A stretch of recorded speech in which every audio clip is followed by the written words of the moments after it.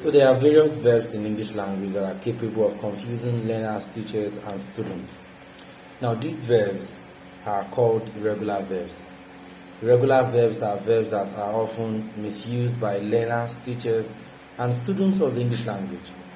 Now the question is, why do students and teachers and learners and writers misuse this verb? Because they have irregular forms for their past tense and past participle. Now in this lesson, we are going to take a look at the irregular verbs in English language, how to use their past tense and past participle forms. Ladies and gentlemen, welcome to English Lessons with Enigma. So, the past tense and past participle of the following verbs are often misused by, like I said, by teachers, learners, and students of the English language. Now, so we have the present tense, the past tense, and the past participle. Now, take note that most of the verbs in the English language form their past tense by adding ed to them. However, for the irregular verbs, they have an irregular form or pattern of forming their past tense and past participle, which is a deviation from the standard or the norm. Number one, the past tense of the word broadcast is broadcast and broadcast. The past tense is broadcast, the past participle is broadcasts. The past tense of the verb foresee is foresaw and foreseen in the past participle. The past tense of the word forbid is forbade, and the past participle, it is forbidden.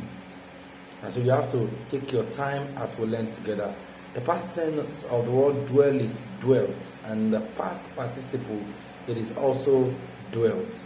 Now the past tense of light is lit, and the past participle is lit. The past tense of spin is span, and the past participle is spun. So we have spin, span, and then we have spun.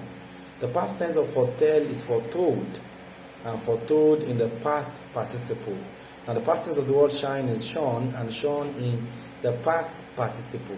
So the past tense of bite is beat in the past tense, and the past participle it remains as not beat but beaten. Now the past tense of freeze is froze, and frozen in the past participle. So you discover that a lot of these verbs have a unique way of forming their past tense and past participle. So the past tense of burst is not busted, it is burst and burst in the past tense and past participle. Now the past tense of bleed is bled, and bled in the past participle. Same as the past tense of speed is sped, and sped in the past participle. Now the past tense of the word spring is sprang, and sprung in the past participle. The past tense of shrink is shrunk, and shrunk in the past participle. The past tense of swing is swung, and swung in the past participle. The past tense of swear is swore, and sworn in the past participle. So the past tense of seek is sought, and sought in the past participle. So the past tense of get is got, and got in the past participle. So we have fly, flew, and flown. I hope you are following. So we have throw, threw, and thrown.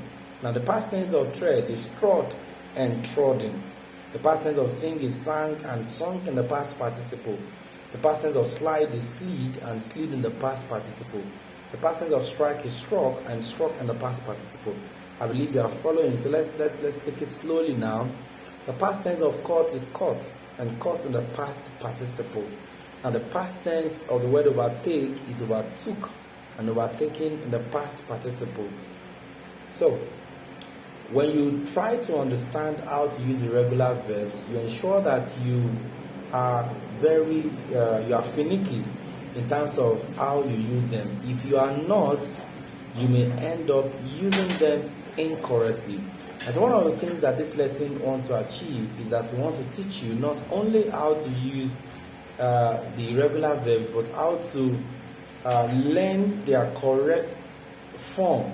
And so if you take your time to learn the correct forms of this verb, you'll understand that when you converse, when you communicate, you'll be able to not only use them correctly, but also be able to identify them. Now, the past tense of the word for go is for went, and for gone in the past participle. So same as behold, the past tense of behold is beheld, and beheld in the past participle. So we have blow, blew, blown. We have for bear, for bore, and for born. We have fling, flung, flung. So one of the things I tell my students as a teacher is that they must take their time. And when I mean taking your time, I mean trying to understand the intricacy, the dynamic nature of the verbs that we have in English. Now, your inability to understand this intricacy will make you to goof. And when you goof, you fall short of every grammatical standard. So let's take 10 more. Overcame is overcome is overcame and overcome. Do, did, done. Quit, quit, quit. Some say quit, quitted, quit, or quit, quitted, quitted. So interweave is interwoven, interwoven. Now, ang as objects is ong and ong. So for ang as a person is anged and anged. Waylay is waylaid or waylaid. Past tense of spewed is spewed or spewed or spewed or spewed. Now, like I said, the past tense of spotlight is spotlit, and spotlit in the past participle. So on the right to be on the wrote and on the written. Past tense of wet is wet and wet. You can say wet, wetted, wetted. Past tense of undo is undid, and the past participle is undone.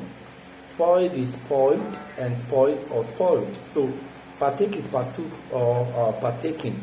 So learning how to use these verbs. The past tense of dream is dreamt, yeah.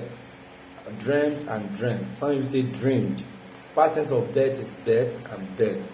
But the past tense of bind is not binded, it is bound and bound. The past tense of befall is befell and befallen. So I want to advise that you take your time to learn how to use these irregular verbs. If you have questions, please drop in the comment section. Don't forget the past tense of cast is not casted, it is cast and cast.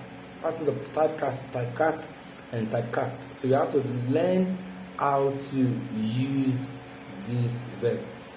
If you enjoyed this video, let me know in the comment section, and if you have questions for me, do let me know in the comment section. Many thanks, and don't forget to click on the subscribe button.